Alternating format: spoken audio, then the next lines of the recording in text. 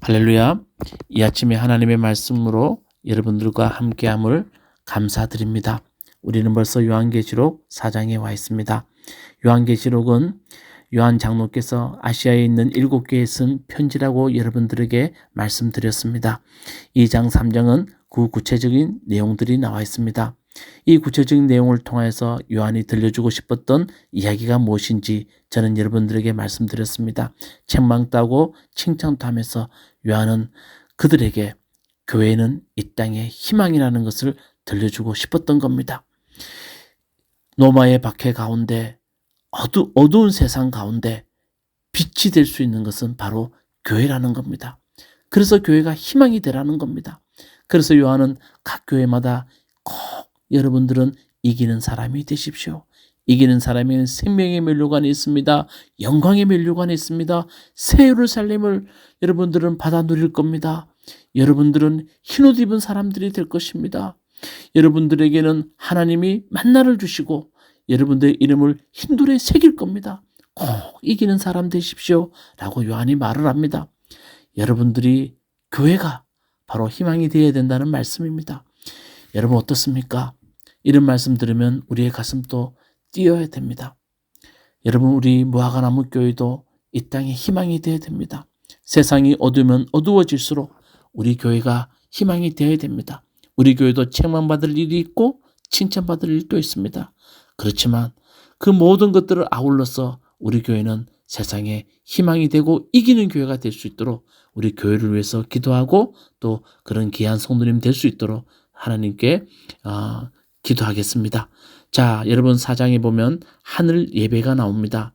4장 5장은 천상 예배, 하늘 예배에 대해서 우리에게 들려주고 있습니다. 자, 여러분 눈치가 조금 빠르신 분들은 천상 예배, 하늘 예배에 대해서 들으시면서 무슨 이야기를 하고 있는지에 대해서 눈치를 채신 분도 계실 겁니다. 교회가 이 땅의 희망인데 그 희망인 교회가 반드시 붙들어야 할 것이 있다는 겁니다. 그게 4장, 5장이 우리에게 들려줍니다. 그게 여러분 무엇입니까? 예배라는 겁니다. 예배를 붙들어야 된다는 겁니다. 그 예배를 붙드는 교회가 이기는 교회가 된다는 겁니다. 그 천상 예배의 모습을 요한은 쭉 들려주면서 우리가 반드시 해야 될 것이 무엇인지에 대해서 우리에게 들려줍니다. 예배를 통해서 교회는 회복되어야 된다는 겁니다. 자, 저는 4장으로 먼저 들어가기 전에 한 가지만 더 말씀드리겠습니다. 요한계시록은 상징적인 언어들을 많이 사용하고 있다고 말씀드렸습니다. 오늘 4장부터 정말 상징적인 언어들이 많이 나옵니다. 벽옥, 홍옥, 비치옥, 사자, 송아지, 독수리 그리고 숫자들이 나옵니다. 여러분 이런 상징적인 언어들은 우리가 다 해석할 수 없습니다. 지금 신학자들이 이런 상징적인 언어에 대한 결론은 다 해석할 수 없다. 오히려 이런 것들을 내가 해석할 수 있다 그러고 그것이 무엇을 상징한다 그러고 그것을 읽는 사람들을 보면 그런 사람들을 경계하라고 말합니다. 여러분 단지 우리는 이 상징적인 언어들을 보면서 이것이 무엇을 의미하는지에 대해서 우리가 함께 나누고 또 그것을 대해서 우리가 해석할 수는 있지만 이게 상징적인 언어들을 가지고 뭔가 구체적인 것들을 연결시키는 것은 정말 경계해야 됩니다. 자, 4장에 보면 하늘 예배가 나옵니다. 1절에 이렇게 되어 있습니다. 그 뒤에 내가 보니 하늘에 문이 하나 열려 있었습니다. 그리고 그 문을 통하여서 음성이 들려옵니다. 그 음성이 뭐냐 하면 이리로 올라오너라. 이 뒤에 일어나야 할 일들을 너에게 보여주겠다라고 음성이 들려옵니다. 요한은 그 음성에 사로잡히게 됩니다. 그래서 성령에 사로잡혀서 요한은 하늘 보좌를 보게 됩니다. 그게 2절에 나와 있습니다. 그 보좌에 한 분이 앉아 계셨습니다. 요한은 성령에 이끌려서 하늘 보좌에 앉아 계시는 우리 하나님을 보게 됩니다. 이것이 아주 중요합니다.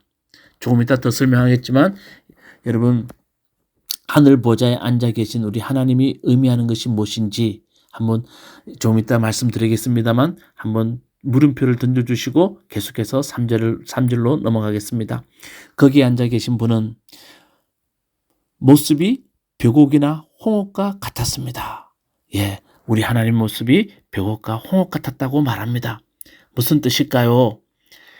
하나님의 모습은 너무나 찬란하고 아름답고 존귀한 모습이라는 뜻을 그 당시의 언어로 홍옥이나 벽옥이라는 이 상징적인 언어로 사람들이 알아들을 수 있게 이런 표현들을 쓰고 있다는 겁니다. 자, 그리고 그 보좌 둘레는 빛과 같이 보이는 무지개가 있었습니다. 하나님의 보좌는 빛과 같은 무지개 같은 그런 아름다운 모습으로 되어 있더라는 거죠. 그게 우리 하나님이 보좌에 앉아 계시더라는 겁니다. 자, 그 보좌 둘레에는 24개의 보좌가 있습니다. 그곳에는 24 장로가 흰옷을 입고 머리에 금면류관을 쓰고 앉아 있습니다. 그게 4절입니다. 자, 여기서 24 장로는 누굴까요? 예, 24 장로가 누군지 우리 알 수 없습니다, 여러분. 이 24 장로가 누구라고 말하는 사람들이 있습니다. 그리고 또 이단 같은 데서는 24 장로를 이야기하면서 여러분들 하나님께 더 헌신하고 더 봉사하고 더 헌금 많이 해서 여러분들이 24 장로가 돼야 되지 않겠습니까? 라고 하는 데도 있습니다. 여러분 다 잘못된 겁니다. 이 24 장로가 상징하는 것이 우리는 다 알 수 없지만 그들이 입고 있는 옷과 그리고 머리에 쓰고 있는 금면류관을 우리는 알아야 됩니다. 여러분 24 장로는 흰옷을 입고 있습니다. 흰옷은 요한계시록 19장에 하나님 앞에 선한 행위를 말합니다. 하나님 앞에 올바르게 선한 행위를 한 것을 흰옷으로 표현하고 있습니다. 24 장로는 흰옷을 입고 머리에 금면류관을 쓰고 있습니다. 금면류관은 다른 것이 아닙니다. 하나님께 인정받았다는 겁니다. 그들은 선한 행위로 하나님께 인정받는 그 24 장로들이 하나님의 보좌 옆에 24 보좌에 앉아 있더라는 겁니다. 그리고 그 보좌에는 천둥 소리가 나고 번개가 치고 천둥 소리가 나더라는 겁니다. 여러분 번개와 천둥이 치면 얼마나 시끄럽겠습니까? 하나님 보좌가 정말 이렇게 시끄럽겠습니까? 무슨 뜻입니까? 구약 성경의 번개와 천둥은 하나님의 임재를 상징합니다. 하나님의 영의 임재를 상징합니다. 예, 하나님의 영이 그곳에 함께 하더라는 겁니다. 그래서 그 뒤에 5절에 보면 그 보좌 앞에는 7개의 횃불이 타고 있었습니다. 그 7개의 횃불은 하나님의 7영이십니다. 여러분 7영이란 말은 7은 완전한 영, 완전을 뜻하고 완전한 영, 온전한 영, 하나님의 성령이 함께 하더라 라는 것을 이야기하고 있습니다. 자, 6절부터 8절까지는 네 생물이 나옵니다. 여러분이 네 생물의 모습 보면 우리가 상상도 가지 않고 어떻게 이런 생물이 있을까라는 생각도 듭니다. 자, 첫째 생물은 사자고, 둘째 생물은 송아지고, 셋째 생물은 얼굴이 사람같이 생긴 것이고, 넷째 생물은 독수리같이 생겼다라고 말하고 있습니다. 그리고 8절에 보면 이 네 생물은 각각 날개가 6개씩 달려 있는데 날개 둘레와 그 안쪽에는 눈이 가득 달려 있습니다. 라고 말합니다. 여러분 상상이 가세요? 예. 근데 여러분 이 네 생물은 무엇을 의미합니까? 사자, 송아지, 독수리. 여러분 스핑크스 앞에 가면 그 앞에 스핑크스의 그 모습이 사자죠.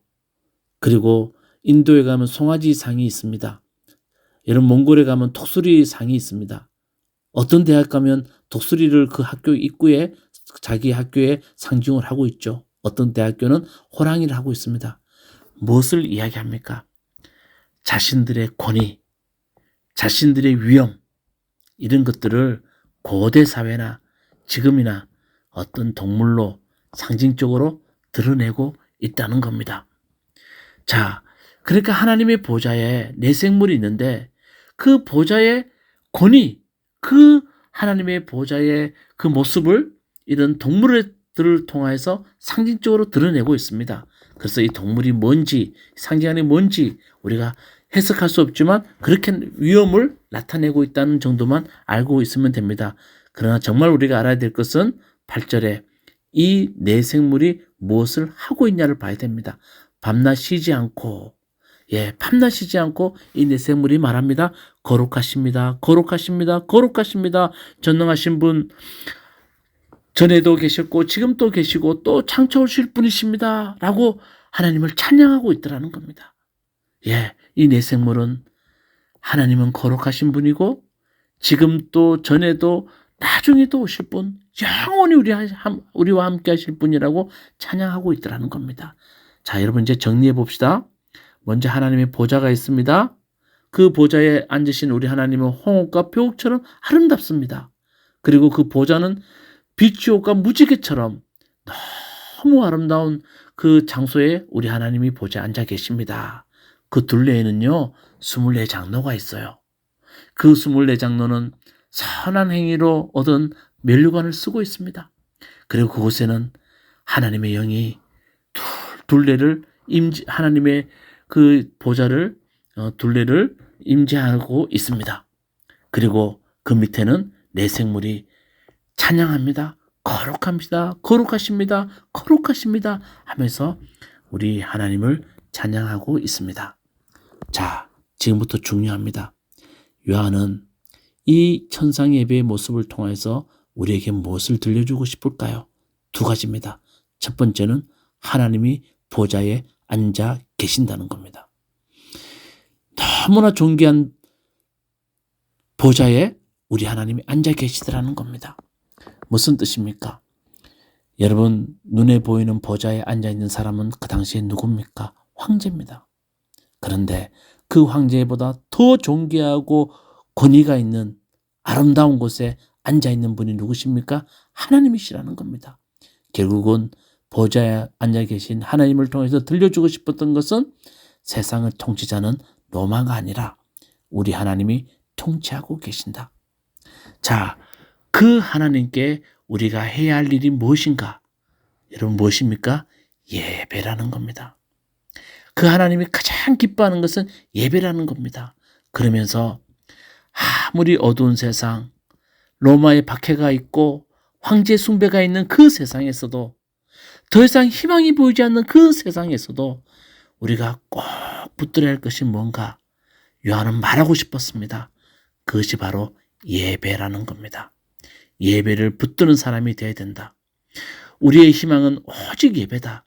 어두운 세상의 빛은 예배라는 것을 들려줍니다. 10절, 11절 말씀을 보고 이제 말씀을 마치려고 합니다. 여러분 10절에 보면 24장로님들이 주님 앞에 면류관을 벗으면서 주님께 경배하면서 그들은 이렇게 외칩니다. 마지막 절 제가 크게 한번 읽어보겠습니다. 우리의 주님이신 하나님, 주님은 영광과 존귀와 권능을 받으시기에 합당하신 분이십니다. 주님께서 만물을 창조하셨으며 만물은 주님의 뜻을 따라 생겨났고 또 창조되었기 때문입니다. 여러분, 예배는 우리를 창조하는 시간입니다. 우리를 새롭게 하는 시간입니다. 여러분이 새롭게 창조되는 시간입니다. 예배를 통해서 이런 복이 여러분이 있기를 바라겠습니다. 죄로 인하여서 또 여러 가지 습관과 또 우리의 삶의 여러 가지 관습 때문에 내가 많이 더러워져 있습니다. 세상의 관성에 따라 살아갑니다. 그런 우리를 새롭게 창조할 수 있는 것은 오직 한 가지, 예배입니다. 요한은 4장의 하늘 예배를 통하여서 천상 예배를 통하여서 우리에게 들려주려고 했던 말씀이 바로 이것이라는 것 꼭 기억하시기 바라겠습니다. 기도하시겠습니다. 하나님, 예배는 우리를 새롭게 창조하는 시간입니다. 하나님, 우리가 어둡고 희망이 없는 세상에 살아간다 할지라도 우리의 희망은 하나님이시고 우리의 희망은 예배라는 것 꼭 기억하고 우리가 예배를 꼭 붙들고 주님께 나갈 수 있는 우리 성도님 될 수 있도록 주님께서 함께하여 주시옵소서. 예수님 이름으로 기도드리옵나이다. 아멘. 요한계시록 4장. 그 뒤에 내가 보니 하늘에 문이 하나 열려 있었습니다. 그리고 전에 내가 들은 그 음성, 곧 나팔소리와 같이 나에게 들린 그 음성이 이리로 올라오너라. 이 뒤에 일어나야 할 일들을 너에게 보여주겠다 하고 말하였습니다. 나는 곧 성령에 사로잡히게 되었습니다. 그런데 하늘에 보좌가 하나 놓여 있고 그 보좌에 한 분이 앉아 계셨습니다. 거기에 앉아 계신 분은 모습이 벽옥이나 홍옥과 같았습니다. 그 보좌의 둘레에는 빛이 옷과 같이 보이는 무지개가 있었습니다. 또 그 보좌 둘레에는 보좌 24개가 있었는데 그 보좌에는 장로 24명이 흰 옷을 입고 머리에는 금 면류관을 쓰고 앉아 있었습니다. 그 보좌로부터 번개가 치고 음성과 천둥이 울려 나오고 그 보좌 앞에는 7개의 횃불이 타고 있었습니다. 그 7횃불은 하나님의 7 영이십니다. 보좌 앞은 마치 유리바다와 같았으며 수정을 깔아놓은 듯 하였습니다. 그리고 그 보좌 가운데와 그 둘레에는 앞뒤에 눈이 가득 달린 4 생물이 있었습니다. 첫째 생물은 사자와 같이 생기고, 둘째 생물은 송아지와 같이 생기고, 셋째 생물은 얼굴이 사람과 같이 생기고, 넷째 생물은 날아가는 독수리와 같이 생겼습니다. 이 4 생물은 각각 날개가 6개씩 달려 있었는데 날개 둘레와 그 안쪽에는 눈이 가득 달려 있었습니다. 그리고 그들은 밤낮 쉬지 않고 거룩하십니다. 거룩하십니다. 거룩하십니다. 전능하신 분 주 하나님. 전에도 계셨으며 지금도 계시며 또 장차 오실 분이십니다. 하고 외치고 있었습니다. 영원 무궁하도록 살아계셔서 그 보좌에 앉아 계신 분께 그 생물들이 영광과 존귀와 감사를 드리고 있을 때에 24 장로는 그 보좌에 앉아 계신 분 앞에 엎드려서 영원 무궁하도록 살아계신 분께 경배드리고 자기들의 면류관을 벗어서 보좌 앞에 내놓으면서 우리의 주님이신 하나님, 주님은 영광과 존귀와 권능을 받으시기 합당하신 분이십니다. 주님께서 만물을 창조하셨으며 만물은 주님의 뜻을 따라 생겨났고 또 창조되었기 때문입니다. 하고 외쳤습니다.